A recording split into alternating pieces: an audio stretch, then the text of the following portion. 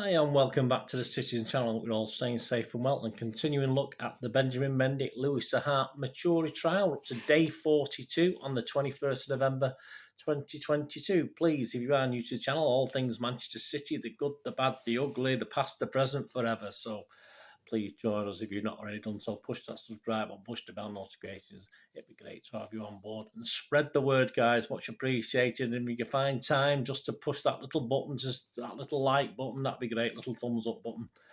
Make an old City fan very, very happy. Right, to summarise, Mr Mendy is accused of 7 counts of rape against 4 women, 1 count of attempted rape and 1 count of sexual assault. The offences are alleged to have taken place at his Cheshire mansion between October 2018 and August 2021, related to 7 women in total. Mr Maturi's co-defendant from Eccles, Salford, is accused of 6 counts of rape and 3 counts of sexual assault relating to 7 women. Judge Stephen Everett resides at Chester Crown Court, and as ever, my thanks to the Manchester Evening News Timeline and their court reporter. Certainly up to lunchtime today was Seamus McDonald. If there's any change, I'll let you know later. Yes, we go back to court about 11:45 a.m. Lisa Wilding KC, it's her turn now to give her closing speech to the jury on behalf of Mr Maturi. She is speaking about woman 7 who alleged she was raped by both Mr Mendy and Mr Maturi. Charges in relation to her were dropped after a video of the pair having consensual, enthusiastic and willing sex emerged. Ms Wiley said woman 7's allegations were layer upon layer of lies.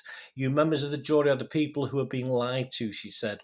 Miss Wiley said she was referring to woman 7 because she doesn't just stand alone. She said it was important to refer to her because of collusion.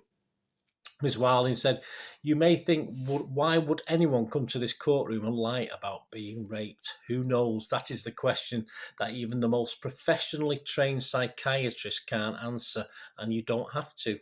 But what you do know is that it happens. You have proof that it happens. Ms Wilding says there is a spider's web of connections between the complainants in the case.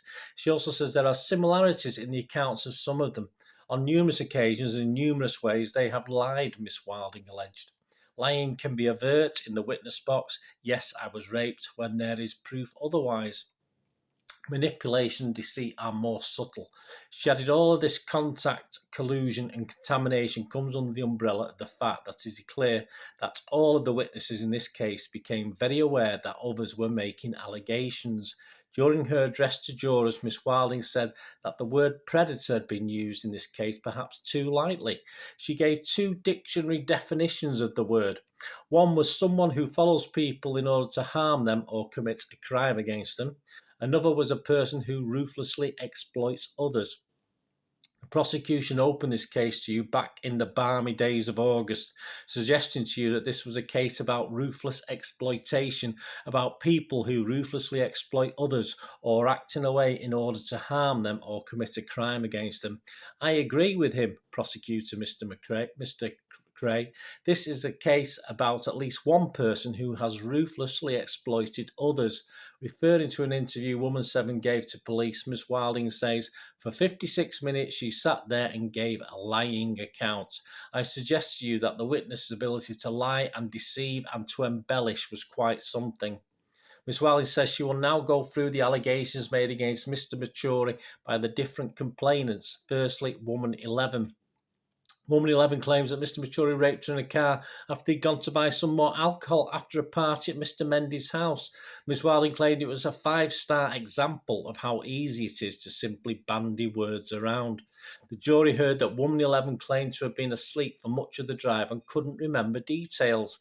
The account that Mr Maturi is giving is a 5-star example of how he is willing and able to give a complete and detailed account, Ms Wilding said.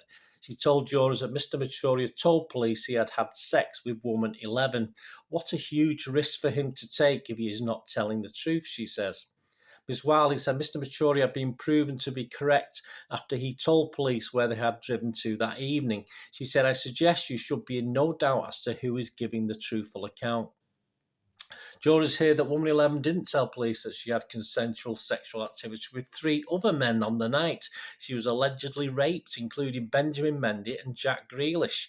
Miss Wiley said woman 11 told police she did not believe it was relevant.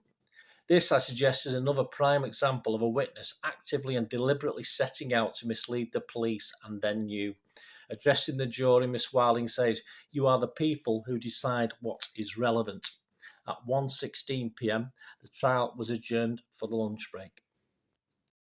At approximately, excuse me, at approximately 2:45, the trial continued, and Miss Wilding continued her speech, referencing woman 11's allegations.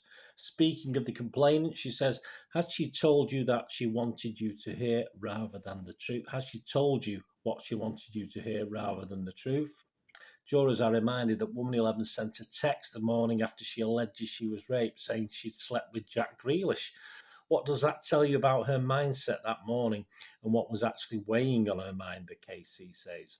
At the very least, what that should make you realise, I suggest, is that her evidence to you is woefully inadequate to make you sure that she was raped.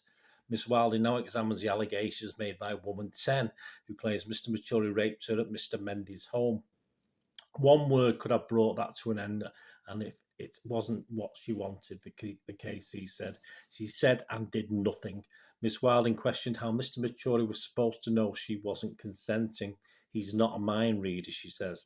Miss Wilding says that after the alleged rape, woman 10 left the cinema room but later returned to Mr. Maturi. She questions whether someone would return to the perpetrator if they'd just been raped. It makes absolutely no sense, Miss Wilding said. Miss Wilding says that the day after woman 10 was allegedly being raped by Mr. Maturi, she texted him asking for Jack Grealish's number. She had stars in her eyes that night for some of the guests at the party, she said. Again, I make no criticism of her sexual history, but it's quite clear, I suggest, that what she described with Mr. Maturi was not rape. Miss Wilding now moves on to the allegation of woman 5, who claims she was sexually assaulted by Mr. Maturi. The barrister claims she too is someone whose account is inherently unreliable. She has, for the want of a better phrase, jumped on the bandwagon. For what reason is known only to her. There is no right or wrong way to react when you are the victim of a sexual assault, Miss Wilding tells the jury. We have travelled through the dark ages of she was wearing a short skirt and she was asking for it, and happily left them a long way behind. She says women are now fiercely independent and can treat and use their bodies as they wish. Not one of you I know would think otherwise, she tells jurors.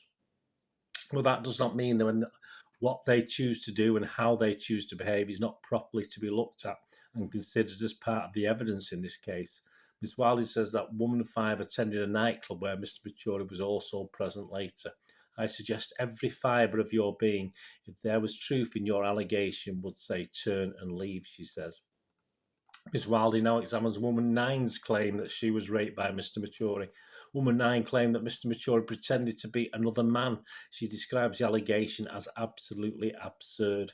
Why would he think that pretending to be someone else would be a way to have sex with her? Isn't that a really extraordinary thought process?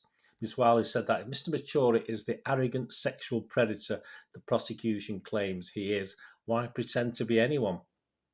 This is an allegation we suggest has no foundation, she says. And at 5:06 p.m., the case was adjourned and will recommence on Tuesday, the 22nd of November. So please let us know your comments, guys. It'd be great to see you there. Thanks for watching. Please, I only ask one thing, don't I? Please stay safe, everyone. Thanks for watching. Bye for now.